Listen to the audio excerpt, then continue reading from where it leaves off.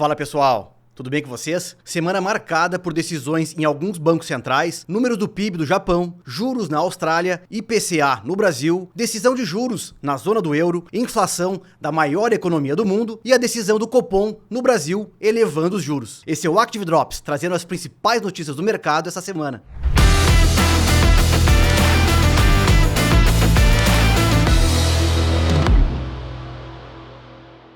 Ainda na madrugada de domingo para segunda-feira, o gabinete do governo do Japão divulgou os números do PIB, que indicaram um crescimento anual de 1,2% até setembro, vindo acima da estimativa preliminar, que era de 0,9%. Indicaram os dados divulgados pelo gabinete do governo no último domingo. No comparativo com o trimestre de abril a junho, a expansão da economia japonesa foi revisada de 0,2% para 0,3%. A confirmação do crescimento pode dar força para um novo aumento de juros pelo Banco Central do Japão no final de dezembro. E na madrugada de segunda para terça-feira, o Banco Central da Austrália decidiu pela manutenção dos juros em 4,35% ao ano. A decisão foi motivada pela continuidade de uma inflação subjacente elevada, que permanece acima dos níveis desejados pelo Banco Central. A autoridade monetária mantém uma postura cautelosa, esperando que a economia se ajuste progressivamente mês a mês. Na terça-feira, vieram os dados de inflação da maior economia da Europa, que indicaram um CPI de 2,2%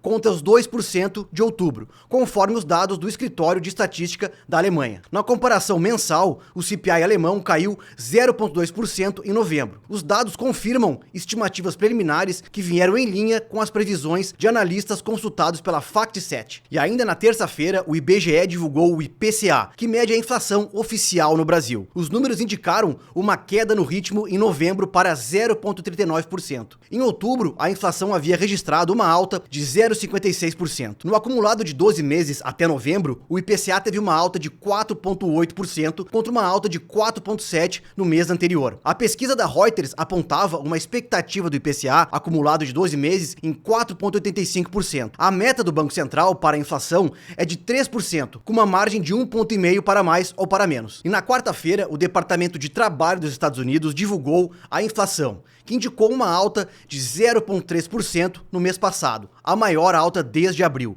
depois de avançar 0,2% por 4 meses seguidos. No acumulado de 12 meses até novembro, o CPI subiu para 2,7% contra os 2,6% em outubro. Os números vieram em linha com os economistas consultados pela Reuters. Já o núcleo do CPI também avançou 0,3%. Nos 12 meses até novembro, o núcleo do índice avançou 3,3%, registrando a mesma inflação de outubro. O mercado projeta uma probabilidade de 86% de um corte de 25 pontos base nos juros da reunião marcada para 17 e 18 de dezembro, de acordo com a ferramenta do FedWatch da CME Group. E para 2025, os economistas projetam uma intensidade menor de corte nos juros. Também na quarta-feira, o Banco do Canadá reduziu a taxa de juros em meio ponto percentual, de 3,75% para 3,25%. Esta decisão marca o segundo corte consecutivo de meio ponto e o quinto corte seguido na taxa de juros, que estava em 5% no início de 2024. Na tarde da quarta-feira, o índice Bovespa fechou em alta, com uma puxada de mais de 3 mil pontos em menos de 10 minutos, impulsionado por notícias sobre a saúde do presidente Lula. O presidente passou por uma cirurgia no cérebro, o que poderia afastar o mandatário por um período determinado do exercício de suas funções. De acordo com o economista André Perfeito, neste cenário, as chances de Lula concorrer em 2026 diminuem, o que pode dar espaço para o surgimento de outros nomes da corrida eleitoral, dando margem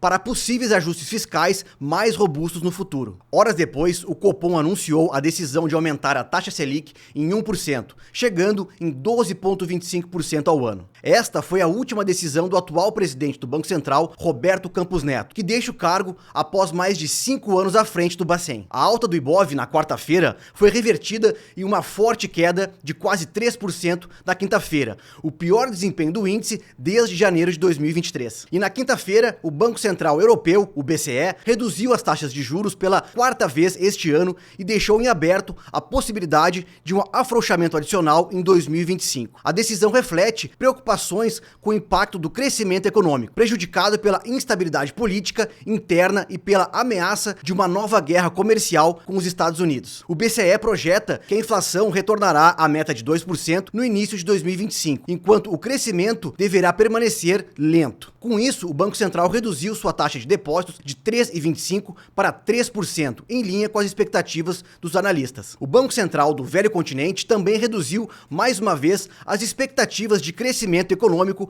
para a zona do euro. A projeção é de uma expansão do PIB de 0,7% este ano, 1,1% em 2025 e 1,4% em 2026. E todas as projeções foram revisadas para baixo em relação à rodada anterior. Em relação à inflação, agora é vista em 2,1% para 2025, recuando para 1,9% em 2026 e subindo novamente para 2,1% em 2027. Também na quinta-feira, o Banco Central do Brasil realizou um leilão de 4 bilhões de dólares com compromisso de recompra. A operação, conhecida como leilão de linha, consiste na venda de reservas internacionais para conter a volatilidade cambial e estabilizar o mercado. Em números atuais, o Brasil possui mais de 370 bilhões de dólares em suas reservas. Bom, pessoal, por hoje é isso, e para finalizar, eu vou reforçar a importância de manter parte do seu patrimônio em uma moeda forte como o dólar. A FGV divulgou um estudo no final de outubro sobre o impacto cambial no consumo e a necessidade de diversificação internacional, que traz informações sobre o quão importante é ter uma carteira de investimentos diversificada e com certa exposição em dólar. E se você quiser receber este estudo,